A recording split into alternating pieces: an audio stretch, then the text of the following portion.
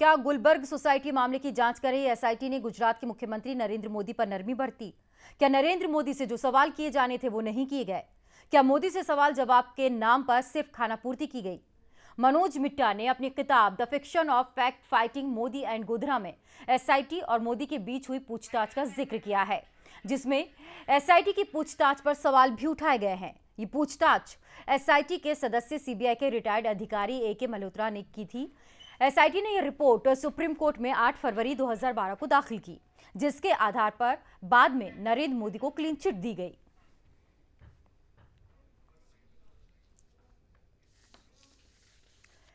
तो मोदी से एसआईटी की पूछताछ की गई और क्या उन सवाल अब ये उठ रहा है कि क्या नरमी बरती गई? आउटलुक पत्रिका ने जांच पर सवाल उठाए हैं। क्या गुजरात हिंसा मामले की जांच कर रही एसआईटी ने गुजरात के मुख्यमंत्री नरेंद्र मोदी पर नरमी बरती थी? सवाल ये भी उठाया जा रहा है क्या नरेंद्र मोदी से जो सवाल किए जाने थे वो सवाल नहीं किए गए हैं? जो जवाब नरेंद्र मोदी ने दिए उसको क्रॉस एग्जामिन क्यों नहीं किया गया?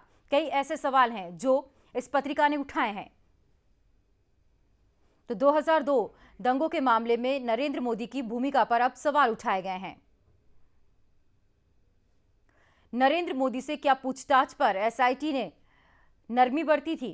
27 मार्च 2010 को नरेंद्र मोदी से जो पूछताछ की गई थी, क्या कोई नरमी एसआईटी की तरफ से बरती गई? इसमें एसआईटी की जांच पर अब सवाल उठाए जा रहे हैं।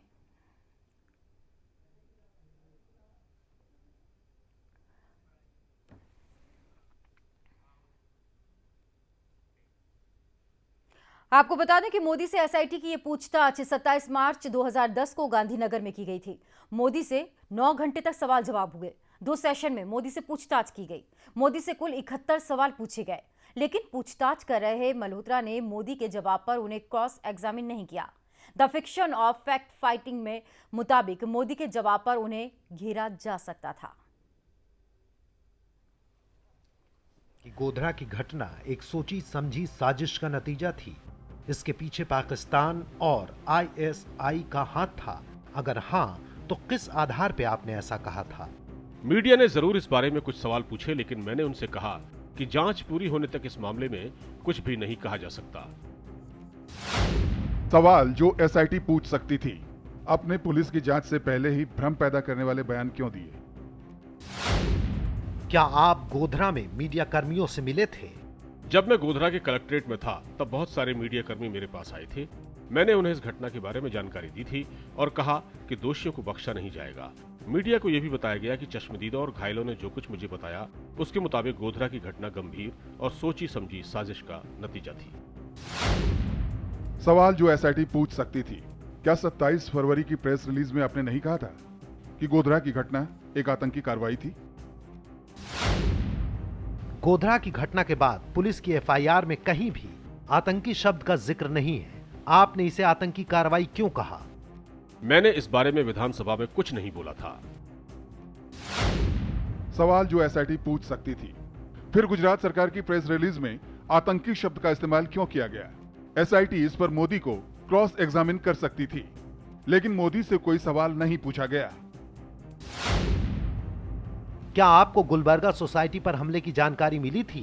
अगर हाँ, तो ये जानकारी आपको कब और कैसे मिली? आपने इसके बाद क्या कार्रवाई की? जहां तक मुझे याद है, रात के वक्त लॉ एंड ऑर्डर की मीटिंग में मेघानी नगर के गुलबर्गा सोसाइटी और नरोडा पाटिया की घटनाओं के बारे में जानकारी दी। सवाल जो एसआईटी पूछ सकती थी, एसआईटी की रिपोर्ट में पेज नंबर 256 पर साफ साफ जिक्र है कि मीटिंग गांधीनगर में रात 8:30 बजे हुई। यह सवाल मोदी से क्यों नहीं पूछा गया कि आपने सही वक्त की जानकारी क्यों नहीं दी? क्या आपको पुलिस हेडक्वार्टर से भी हिंसा की जानकारी मिली? मुझे रात में जानकारी मिली थी। सवाल जो एसआईटी पूछ सकती थी, मोदी गुलबर्ग सोसाइटी पर हमले के दिन कई बार वहां से महज 2.5 से 3 किलोमीटर की दूरी पर ही थे। पुलिस को दोपहर 12:20 पर हिंसा का मैसेज मिला था। सीएम होते हुए आप तक ये जानकारी पहुंचने में देर क्यों लगी? और इस वक्त हमारे साथ बीजेपी के नेता महेंद्र सिंह जी जुड़ गए हैं। महेंद्र जी, स्वागत है न्यूज एक्सप्रेस पर आपका। महेंद्र जी, एसआईटी पर गंभीर सवाल उठाए जा रहे हैं और साथ ही नरेंद्र मोदी पर क्यों नरमी बरती गई? नरेंद्र मोदी के साथ पूछताछ के दौरान ये सवाल उठाया है।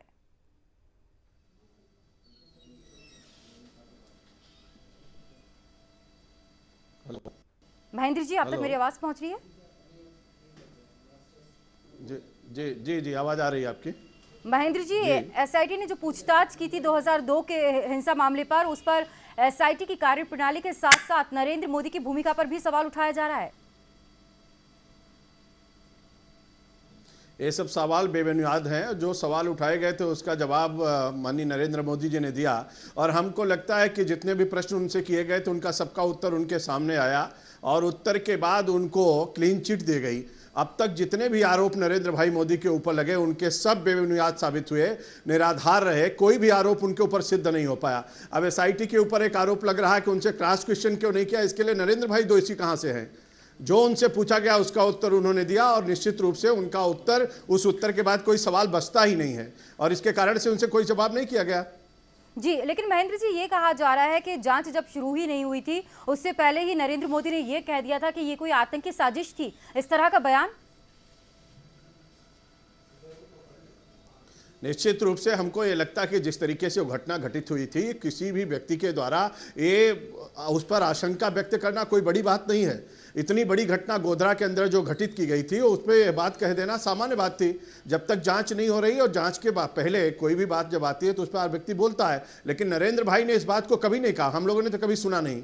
जी, लेकिन एक सवाल ये भी उठाया जा रहा है एसआईटी की पूछताछ में, जब पूछा गया था कि नरेंद्र मोदी को 5.5 घंटे बाद ये जानकारी क्यों मिली है। हालांकि दूरी इतनी नहीं थी, घटना स्थल की 3.5 किलोमीटर भी नहीं थी। नरेंद्र मोदी जो हर बात को लेकर इतने गंभीर थे, इस बात की जानकारी मिलने में उन्हें इतना वक्त क्यों लगा? नहीं, उनको जानकारी मिली होगी, लेकिन जानकारी के साथ उन्होंने पुख्ता जानकारी के आधार पर ही कोई कार्रवाई कर सकते हैं। नरेंद्र भाई मोदी जब कोई कदम उठाते हैं तो पूरी जानकारी के आधार पर उठाते हैं, और पूरी विस्तृत जानकारी मिलने में इतनी बड़ी घटना के बाद निश्चित। महेंद्र जी, मैं ये नहीं कह रही हूँ कि प्रतिक्रिया इतनी देर बाद क्यों आई, मैं आपको ये बता रही हूँ एसआईटी में जो लिखा गया है, जो नरेंद्र मोदी ने कहा है कि 5.5 घंटे के बाद उन्हें इस बात की जानकारी मिली थी। हालांकि ज्यादा दूरी नहीं है जहां पर यह घटना हुई थी नरेंद्र मोदी के निवास से। सवाल मेरा यह है आपसे, मैंने आपसे कहा कि मैं आपको इसी बात को कह रहा हूं कि विस्तृत जानकारी, सही जानकारी, पूरी जानकारी समय पर ही मिली होगी उनको, इसीलिए उन्होंने इस बात को कहा। ऐसे तो फौरन जानकारी प्राप्त हुई कि कोई घटना घटित हो गई, लेकिन पूरी जानकारी।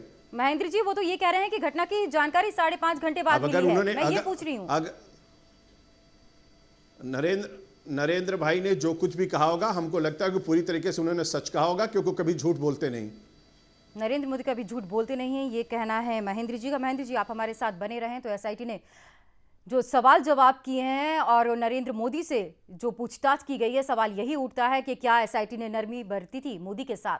नरेंद्र मोदी से पूछताछ कांग्रेस के सांसद एहसान जाफरी की विधवा जाकिया जाफरी की शिकायत पर की गई है। मोदी को इस शिकायत पर समन भी भेजा गया। जाकिया जाफरी खुद भी एसआईटी की पूछताछ पर सवाल उठा चुकी हैं। आपको बताते हैं कौन से वो सवाल हैं जो जाकिया जाफरी की तरफ से उठाए गए हैं। एसआईटी जांच पर उठाए गए सवाल, पहला सवाल तो यही था कि जाकिया जाफरी की याचिका में सभी दंगों में मोदी सरकार की भूमिका पर जांच की बात उठाई गई थी। एसआईटी ने सुप्रीम कोर्ट से अपनी इंक्वायरी रिपोर्ट में सिर्फ गुलबर्ग सोसाइटी मामले में ही आगे जांच की इजाजत क्यों मांगी थी। और दूसरा सवाल, महत्वपूर्ण सवाल ये कि मोदी से पूछताछ एफआईआर दर्ज करने से पहले क्यों की गई। इस वजह से मोदी से पूछताछ सीआरपीसी की धारा 161 के तहत दर्ज नहीं हुई। और वहीं तीसरा सवाल, मोदी से सभी सवाल गोधरा की घटना के बाद ऐतिहासिक क्रम में किए गए, लेकिन गोधरा की आतंकी घटना बताने से जुड़ा सवाल गलत तरीके से पूछा गया। चौथा सवाल, मोदी के गोधरा में दिए बयान को बाद में उनके हिसाब से बदलने की छूट आखिर उन्हें क्यों दे दी गई। महेंद्र जी, 4 अहम सवाल उठाए हैं, आपने भी सुने होंगे। मेरा आखिरी सवाल पर आपका जवाब चाहूंगी। मोदी के गोधरा में दिए गए बयान को बाद में उनके हिसाब से बदलने की छूट उन्हें दी गई थी, क्यों, क्या वजह लगती है आपको? मेरे पास इसकी कोई जानकारी नहीं है, और मुझको लगता है कि मोदी के ऊपर जितने आरोप अभी तक लगाए गए, एक भी आरोप आज तक सिद्ध नहीं हो पाया है। 2002 से लेकर के 2014 तक पूरे भारत की राजनीति केवल मोदी तक केंद्रित रही है, और गोधरा और गुजरात के आगे इसके सिवा भारत में बहुत सारे दंगे और फसाद हुए हैं। और जिस तरीके की घटनाएं देश के अंदर घटित हुई हैं, आज गुजरात और गोधरा को लेकर आरोप कोई महेंद्र जी, सवाल तो यही उठ रहा है ना कि आरोप सिद्ध नहीं हो पाए क्योंकि एसआईटी ने ही नहीं तो नरमी सिद्ध बरती कहां से थी। होगा? मैं अंग्रेजी पत्रिका कह रही नहीं, है। कोई नरमी नहीं बरती थी, कोई आरोप है ही नहीं, तो सिद्ध कहां से होगा? नहीं, पत्रिकाएं तो बहुत कुछ कहती रहती हैं, और मैं तो आपसे कहना चाहता हूं कि जब कोई आरोप है ही नहीं तो सिद्ध कहां से होगा? और उसमें बहुत सारी जांचें हो चुकी। सरकार जी। पिछले 10 सालों से 12 सालों से केवल जांच करा रही है, और एक भी जांच में कहीं कोई सबूत नहीं मिला जिसमें नरेंद्र भाई मोदी का कोई हाथ हो। जी। और नरेंद्र भाई मोदी ने किसी प्रकार का कोई आरोप है नहीं, तो सिद्ध कहां से होगा? और चलिए, हमसे सरकार बातचीत उनके करने के पीछे लिए पड़ी महेंद्र हुई जी आपका है। बहुत बहुत जब कोई शुक्रिया। तो बीजेपी की तरफ से महेंद्र जी अपना पक्ष रखने के लिए जुड़े थे। मोदी पाक साफ हैं, वो झूठ नहीं बोलते हैं। हालांकि एसआईटी की कार्यप्रणाली पर जरूर सवाल उठ रहे हैं कि जो सवाल जवाब मोदी से किए गए थे कि क्यों नरमी बरती गई, इसका जवाब अब क्या होगा